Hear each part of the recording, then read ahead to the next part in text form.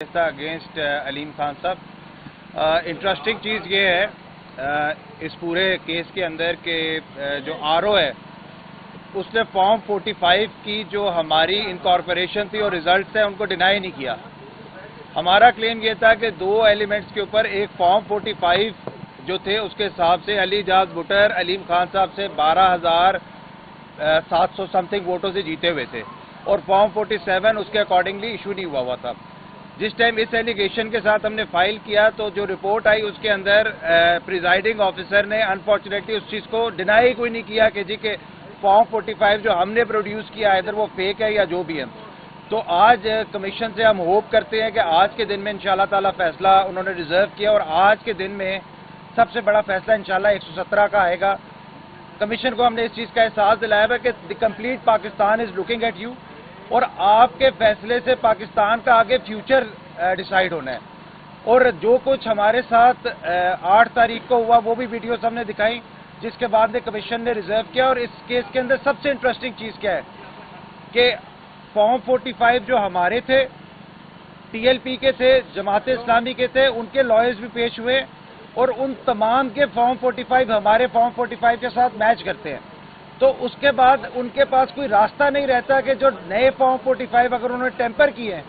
तो उनके अगेंस्ट जो कमीशन एक्शन लेगा, वी होप कि कमीशन उसके खिलाफ कोई एक्शन ले। अलीम खान साहब के लॉयर भी पेश हुए लेकिन उनके पास भी कोई ऐसी चीज़ नहीं थी, कोई ऐसा आर्गूमेंट नहीं था कि वो जो फॉर्म 45 इशू है उनको डिनाई कर सके। Thank you.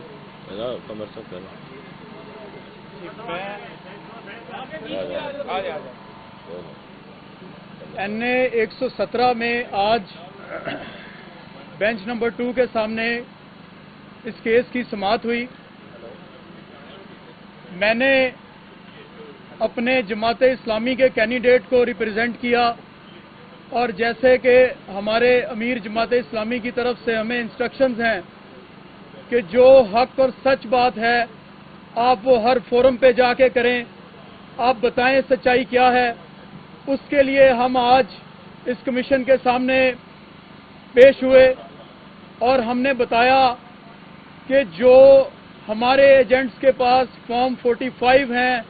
उसके मुताबिक NA 117 का इलेक्शन अली इजाज बुटर साहब ने 13,500 की लीड से जीता है और अब्दुल अलीम खान वो इलेक्शन हार चुका है। लेकिन फिस्तायत का ये जो दौरा है कि हमारे एजेंट्स को और हमारे कैंडिडेट को भी जो कंसोलिडेशन का प्रोसेस होना था, जहां पे बैठ के रिटर्निंग अफसर के पास ये फॉर्म 45 का सारा रिजल्ट उन एजेंट्स और उन कैंडिडेट्स की मौजूदगी में गिना जाना था, वहां पे ये नहीं किया गया। बल्कि हमने आज अदालत में कमीशन में ये वीडियोस भी पेश की कि जो पुलिस वाले वहां पे मौजूद थे जिन्होंने कैंडिडेट्स का रास्ता रोका, अवाम का रास्ता रोका, उनको रिटर्निंग अफसर के दफ्तर में दाखिल ही नहीं होने दिया गया। तो कानून के मुताबिक ये तमाम प्रोसीडिंग जो रिटर्निंग अफसर NA 117 ने की हैं ये गैर कानूनी है। और हमारी इतलात के मुताबिक जो हमने हुलिया देखा रिटर्निंग अफसर का उस दिन, उसको बाकायदा तशद्दुद का निशाना बनाया गया। जब उससे बाद में ये बातें पूछी गई कि आपने क्यों ये जुल्म किया कि एक जीते हुए शख्स को आपने हारा करार दे दिया और जो एक हारा हुआ शख्स था जिसके पास अवामी मैंडेट नहीं है उसको आपने जीता हुआ करार दे दिया। तो उसने कहा मैं बेबस था, मुझे धमकियां दी गई कि आपके बच्चों को मार देंगे, आपकी बीवी का रेप करेंगे, उसको भी तशद्दुद का निशाना बनाया। बल्कि हमने मौके पे देखा कि उसके कपड़े फाड़ दिए हुए थे और ये सब वहां पे नामालूम अफराद ने किया। हम इस जुल्म और फस्तायत के साथ अली इजाज बुटर साहब के साथ खड़े हैं, हमारी जमात अली इजाज बुटर के साथ खड़ी है क्योंकि ये हक और सच के रास्ते पे। देखिए, मैं सिर्फ 2 बातें करूंगा कि जो जिस तरह इन्होंने मैंडेट लोगों का, पाकिस्तान के लोगों का चुराया है,